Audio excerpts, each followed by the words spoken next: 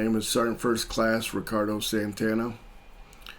I've served in the military for 32 years, working on my 33rd. I was born in West Puerto Rico.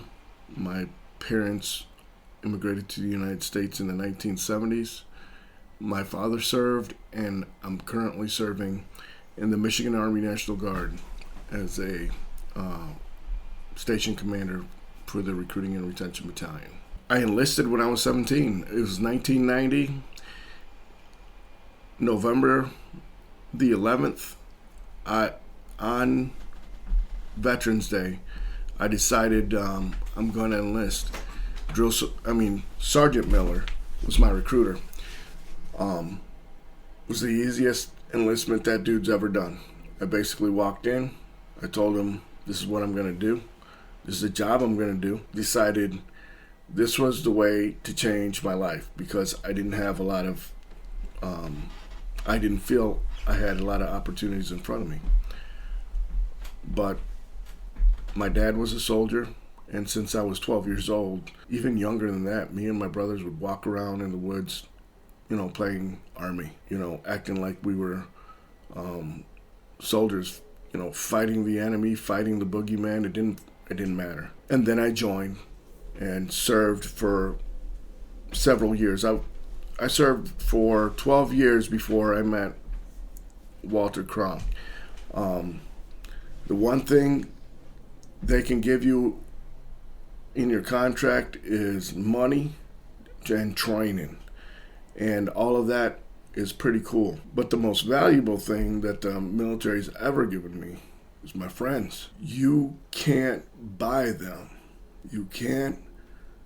There's no way to impart on people how valuable your teammates are.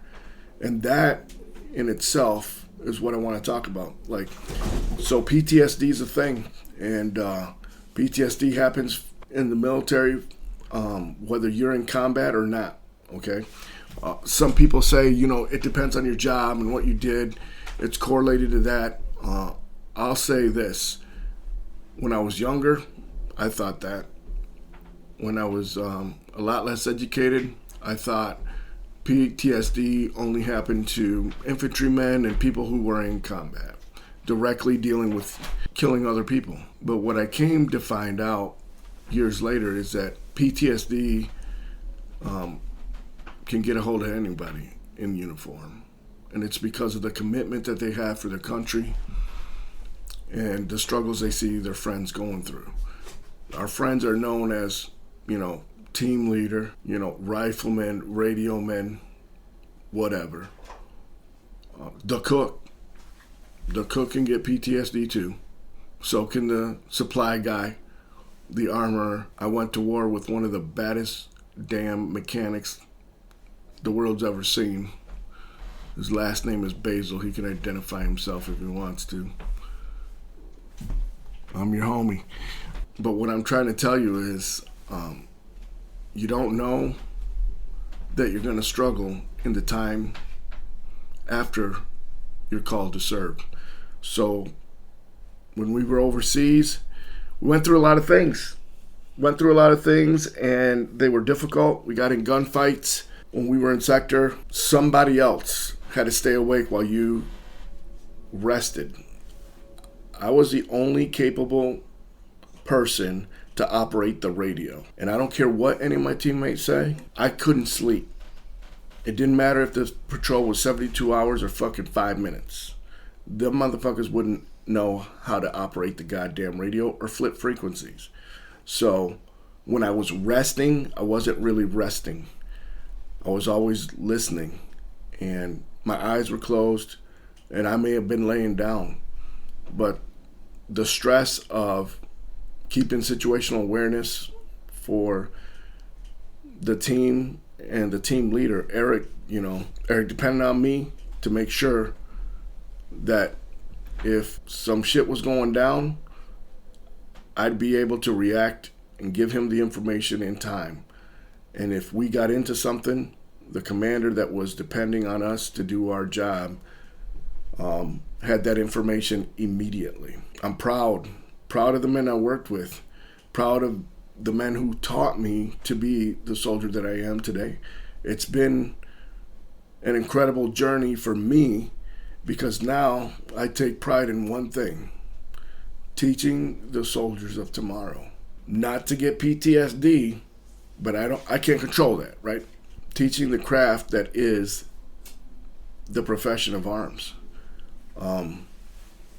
So few people nowadays are willing to pick up a rifle and follow me.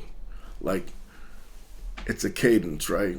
But it's a mantra. It's also one of those, a calling. What do you want to be when you grow up? It's a rare breed that says, I want to be a soldier. So how do you get through the struggles? I'm still in the struggle every day. I suit up, put on my uniform, I go to work. I got different tasks or duties assigned. But the way I deal with right now is put the uniform on and get your ass to work. A lot of days I'm at my best. Some days I'm not. One of my good friends I work for.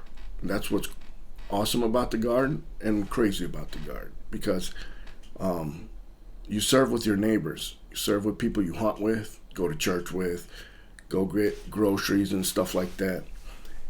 So you become friends. But then you got to go to work and it's like, parade dress, attention, be serious, be serious. And I love that about the Guard. The accountability is not to some fantasy, some dude up in Washington or some general and all this chain of command stuff. It's like, I know you. I live with you, End of the story. And end game is this.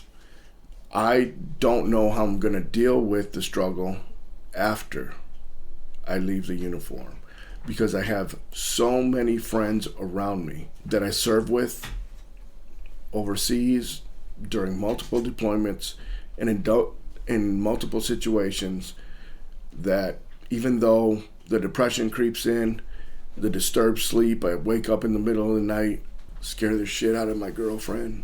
And that's another thing, man. It's like, in this struggle, the people who love us are right there with us. And the people who are struggling with us are 9 times out of 10 the people we're lashing out against, that they don't understand, that they can't feel what we feel or know what we know. They love us and we push them away. The sacrifice that our loved ones make is part of the struggle with PTSD. We know we're hurting them. We don't want to. And then how do we stop ourselves from doing it? I ain't got the answer. But I'll tell you this. My ability to move on through different situations that I've personally gone through with PTSD and with the separation is the fact that my team is around me all the time. It doesn't matter what situation I'm in. And there are soldiers that wear uniforms that are fucking pussies. 100%. When I'm standing in a room and I got to talk to somebody, I remember where the fuck I'm from and who the fuck stood with me. I was blessed to have served with a company called Company F 425 Infantry, National Guard Company. We did stuff together, hard things together, and we were expected to be men and do things for our country that other human beings would not do. What gets me through every day is that as long as I have a Company F man alive, I gotta be the homie that picks up the phone when they say I need help. I can't be the first quitter. And we've lost a lot of men for different reasons, to suicide, disease. The best thing, again, the Army ever issued me was my friends, and I earned my way into a place called Company F. Find your teammates, man. Find your teammates. I drove 2 hours to come and do this interview because my homeboy said, I want you to be my first interview. And that's a great honor. I don't know how, but that's my story. My story is still open. It's not over. I still struggle with it. I still struggle with alcohol. I struggle with depression. I struggle with anger. And I still have to get up tomorrow. I still got to go to work. And I got to go be the best I can be for other sergeants who depend on me to give them guidance, direction. We got a job to do, a mission to accomplish. My name is Rick Santana. I appreciate your time. If you don't subscribe to Walt's channel, you know, there's a lot of politics out there, but you might be a communist or Chinese or something, bro. Like, you got to be down with the guy I know is dirty. Another story. But subscribe, thumbs up, and share this. And I hope this reaches someone who needs it. We got each other's back. Nobody can take care of us like we can take care of each other. Be there for a veteran. That's all I got.